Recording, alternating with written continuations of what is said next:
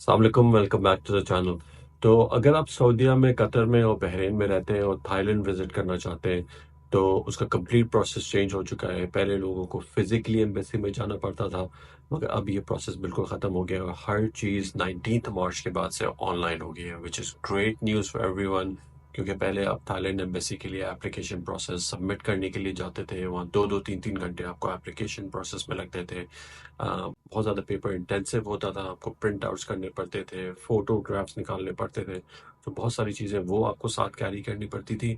और उसके अलावा टाइम ड्यूरेशन, उनका जो टर्न अराउंड टाइम था वो एटलीस्ट 2 to 3 days अब इंक्रीज हो गया था। तो उसको रिड्यूस करने के लिए they have taken everything online. So with immediate effect आप उनकी वेबसाइट पे जाके अब ऑनलाइन अप्लाई कर सकते हैं, which really cuts down the time. Not only जब आप एप्लीकेशन प्रोसेस करने जाते हैं, जब आप अपना पासपोर्ट रिसीव करने जाते थे, तब भी आपको 2-3 घंटे अपने वर्किंग आवर्स पे निकालने पड़ते थे। So without further ado will I now take you to a step by step guide उनकी वेबसाइट पे, कि कैसे आप जाके पूरा प्रोसेस अप्लाई कर सकते हैं। विद इन 4 to 5 minutes पूरी एप्लीकेशन आपकी सबमिट हो जाती है from the comfort of your home. So let's